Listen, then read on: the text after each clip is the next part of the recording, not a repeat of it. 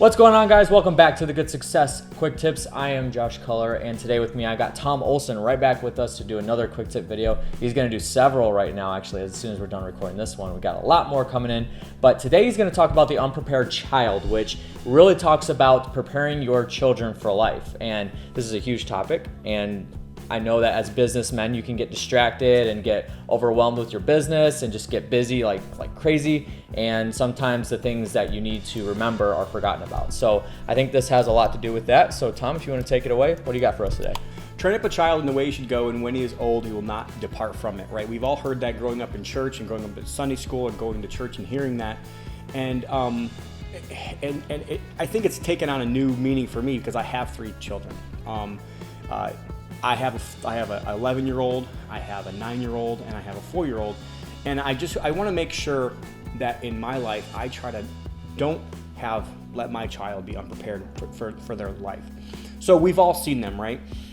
We've all seen kids in their 30s, still living at home, living in the basement. If they do have a job, they come to work 20 minutes late at 10:20. Oh, wait, work actually started at 8 o'clock, so they're later than that. They cry when their candidate loses. They just have no purpose in life, and it just seems to me like it's a heartbreak for me. So it's something that I'm very passionate about, trying to make sure that we help prepare our children for what they need to have happen in life.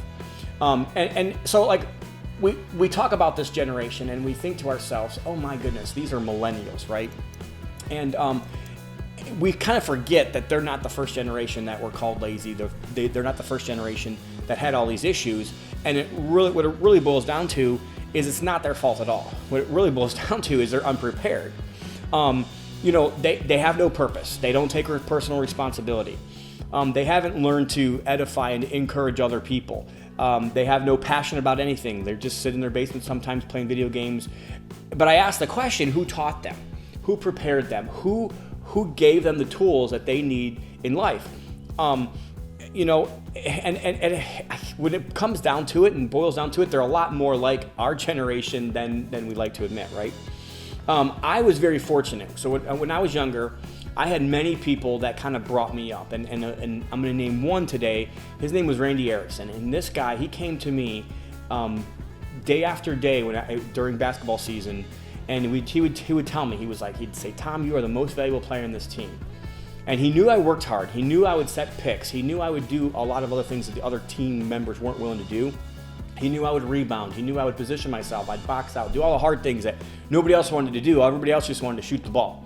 And he'd tell me, he's like, you're the most valuable player on the team. And he gave me confidence to be able to be who I am today. He really helped me. And so I ask you the question, are you helping other people? Are you looking for other kids and looking to be able to help build confidence? But not only that, are you also doing that with your own kids? Try to every day we ought to be thinking, how can we help our own kids be prepared for life?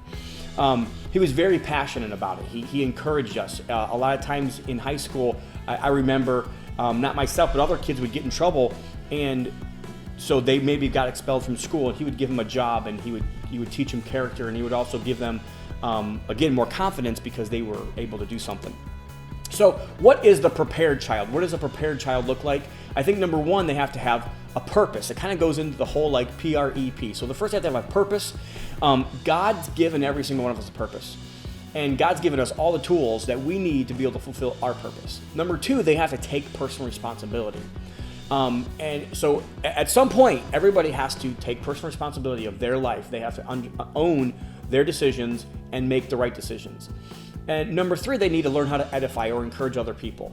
Well, somebody has to teach them all this stuff. They also need to be passionate. God's given every one of us the desires of our hearts. Not God gives us what we want, but God gives us the actual desires to do the right things if we're doing right in our life. So just a couple quick tips today, because this is today's quick tips. Something that me and my family have done is we all talk about core values in our business. We've actually decided to have core values, or what we call them as family rules, in our own personal life, in our family. So number one, have core values. Number two, what I highly recommend for anybody who has kids is to make a checklist. And this checklist isn't going to be 10 or 20 items. This is probably going to be 50, 60, 70, maybe 100 items of things that you think over a lifetime or over the 18 years or 21 years you may have with your child that you want to teach them. And obviously there's going to be time frames in which those things should be taught, because you're probably not going to teach your kids about the birds and the bees when they're 5 or 6. But there are things that you need to teach your kids to give them the confidence that they need to have when the time comes and to be prepared. Map out that. So then just like we do in business, map it out. So create your checklist, and then create when you're going to implement those, and map it out, and train. Whenever you're in the car on the way to school, on the way home from church, on the way to events, take that as a liberty, as a time to teach your kids.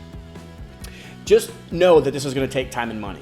A lot of times when we go on vacation, we'll spend 2 or 3 hours during one of the days on vacation, and we'll do this for our kids and teach them.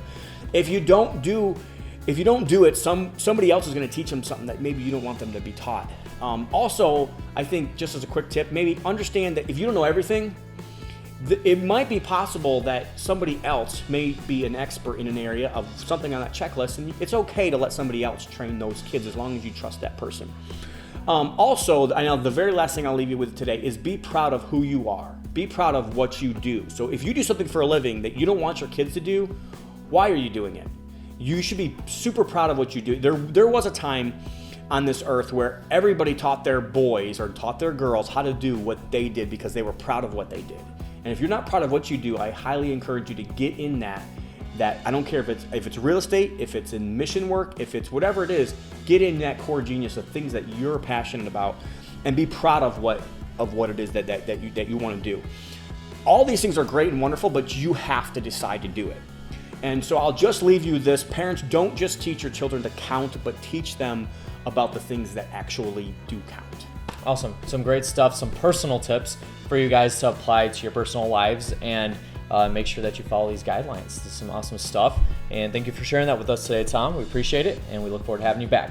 So that's going to do it for today's Quick Tip episode, guys. Make sure you give this a big thumbs up if this did bring you value. Make sure you subscribe to us on YouTube or like our Facebook page, however you're watching this video. Thank you guys for watching, and we'll catch you on the next one.